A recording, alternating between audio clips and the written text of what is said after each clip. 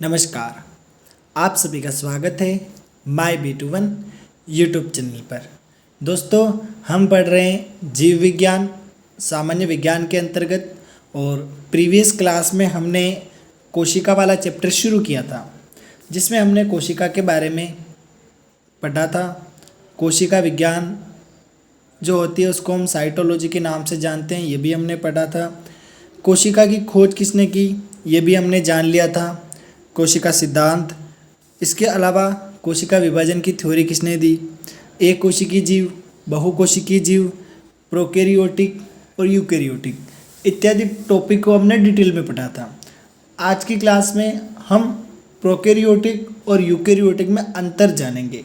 इसके अलावा आज की क्लास में हम जंतु कोशिका और पादप कोशिका में भी अंतर जानेंगे। कोशिका की जो संरचना है उसके बारे में हम पढ़ेंगे। कोशिका के कौन कौन से भाग हैं, उन सारे भागों को हम अच्छे से आज पढ़ना शुरू कर देंगे, जैसे कोशिका झिल्ली, कोशिका भित्ति। इसके अलावा भी कोशिका के कई भाग होते हैं, उनको भी हम कंटिन्यू पढ़ते रहेंगे। तो सामान्य विज्ञान की ये सीरीज आपको कैसी लग रही है, कमेंट बॉक्स में आप ज़रूर बताना। अभी तक आपने वीडियो को लाइक नहीं किया है तो जल्दी से वीडियो को लाइक कर दीजिए, चैनल को सब्सक्राइब कर दीजिए और बेल आइकन को प्रेस कर दीजिए, ताकि ऐसी प्यारी प्यारी एजुकेशनल वीडियो आपको मिलती रहे। यस, शुरू करते हैं आज का टॉपिक। सबसे पहले हम प्रोकैरियोटिक और यूकैरियोटिक में अंतर जान लेते हैं। सबसे पहला जो हमारे सामने बिंदु है वो है कोशिकाएं। तो प्रोकैरियोटिक में आदिम कोशिकाएं होती है, यूकैरियोटिक में अविकसित कोशिकाएं होती है। दूसरा पॉइंट है हमारा केंद्रक। केंद्रक की यदि बात करें तो प्रोकैरियोटिक में प्रारंभिक अविकसित केंद्रक होता है, जबकि यूकैरियोटिक में पूर्ण विकसित केंद्रक होता है। केंद्रक कला और केंद्रिका की बात करें तो ये प्रोकैरियोटिक में उपस्थित होती है, यूकैरियोटिक में। केंद्रक कला व केंद्रिका की बात करें तो ये प्रोकैरियोटिक में अनुपस्थित होती है और यूकैरियोटिक में उपस्थित होती है। अब हम बात करते हैं कोशिका विभाजन की। कोशिका विभाजन प्रोकैरियोटिक में असूत्री विभाजन होता है और यूकैरियोटिक में समसूत्री या अर्धसूत्री विभाजन होता है। आगे आने वाली क्लासों में हम समसूत्री या अर्धसूत्री के बारे में भी हम डिटेल में पढ़ेंगे। अब हम बात करते हैं श्वसन तंत्र के बारे में। तो प्रोकैरियोटिक में प्लाज्मा झिल्ली द्वारा श्वसन होता है, जबकि यूकैरियोटिक में माइटोकॉन्ड्रिया द्वारा श्वसन होता है। प्रकाश संश्लेषण की यदि हम बात करें तो आंतरिक झिल्ली में हरित लवक अनुपस्थित होता है, जबकि यूकैरियोटिक में हरित लवक उपस्थित होता है। राइबोसोम की बात करें तो प्रोकैरियोटिक में 70S राइबोसोम पाए जाते हैं, जबकि यूकैरियोटिक में 80S राइबोसोम पाए जाते हैं। जनन की बात करें तो प्रोकैरियोटिक में अलैंगिक जनन पाया जाता है, जबकि यूकैरियोटिक में लैंगिक तथा अलैंगिक दोनों प्रकार के जनन पाए जाते हैं। कोशिका द्रव्य गति की बात करें तो प्रोकैरियोटिक में स्पष्ट रूप से दिखाई देती है, यूकैरियोटिक में अस्पष्ट रूप से दिखाई देती है। रिक्तिका की बात करें तो प्रोकैरियोटिक में अनुपस्थित होती है, यूकैरियोटिक में उपस्थित होती है। कोशिका विभाजन की बात करें तो मुकुलन और विखंडन द्वारा प्रोकैरियोटिक में होता है और समसूत्री और अर्धसूत्री यूकैरियोटिक में होता है।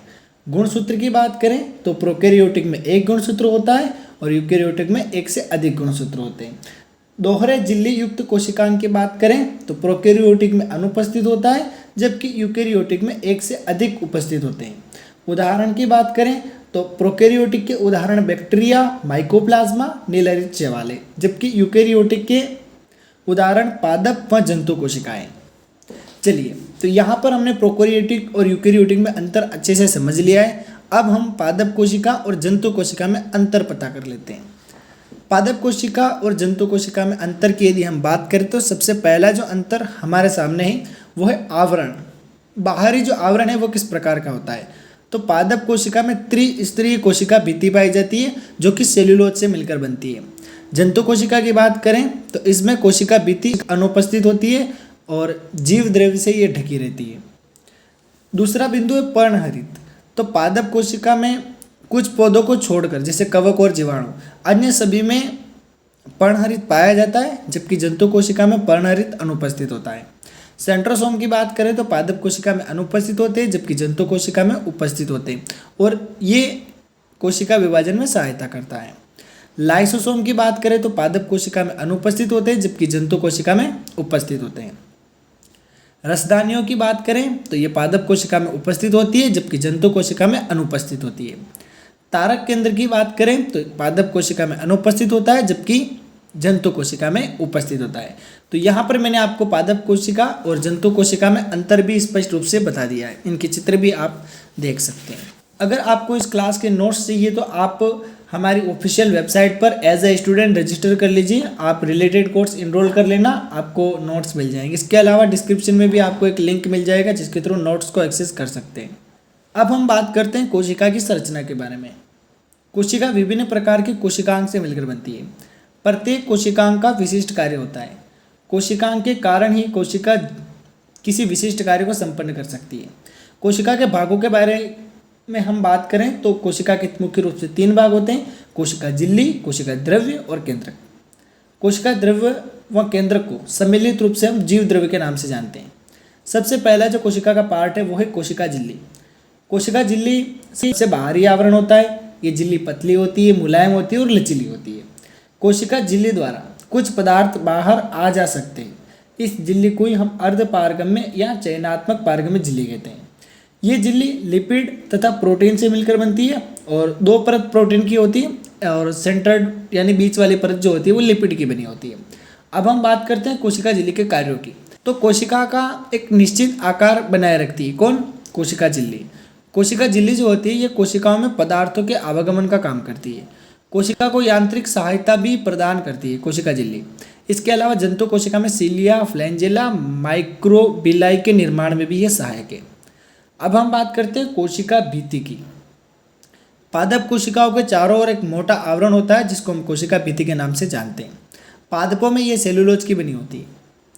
जीवाणुओं की कोशिका भित्ति पेप्टिडोग्लाइकेन से निर्मित होती है और ये कोशिका भित्ति पारगम्य होती है। अब बात करते हैं कोशिका भित्ति के कार्यों की। तो कोशिका भित्ति को एक निश्चित रूप प्रदान करना, यानी कोशिका को एक निश्चित रूप प्रदान करना इसका मुख्य काम है। इसके अलावा कोशिका झिल्ली की रक्षा भी कोशिका भित्ति करती है। सुरक्षा और आंतरिक सहायता भी पादपों को देती है। तो यहाँ पर मैंने आपको आज के जितने भी इम्पोर्टेंट टॉपिक थे वो मैंने समझा दिए। अब मैं आपको क्विकली सारे जो हेडिंग्स हैं वो रिकॉल करा देता हूँ। स्टूडेंट, आज हमने सबसे पहले प्रोकैरियोटिक और यूकैरियोटिक में लगभग 14+ अंतर जाने। इसके अलावा हमने पादप कोशिका और जंतु कोशिका में भी अंतर जाना और इसके अलावा हमने कोशिका की संरचना के बारे में अध्ययन किया जिसमें हमने कोशिका के भागों के बारे में देखा। यहाँ पर कोशिका के 3 भाग हमने देखे थे: कोशिका झिल्ली, कोशिका द्रव्य और केंद्रक। इसके अलावा कोशिका झिल्ली और उसके कार्य हमने देखे, कोशिका भित्ति और उसके कार्य भी हमने देखे। नेक्स्ट क्लास में हम कोशिका द्रव्य और केंद्रक के बारे में भी अच्छे से स्टडी करेंगे। तो ये थी आज की वीडियो मेरी तरफ से। मिलते हैं किसी नेक्स्ट वीडियो में, तब तक के लिए बाय। जय हिंद, जय भारत।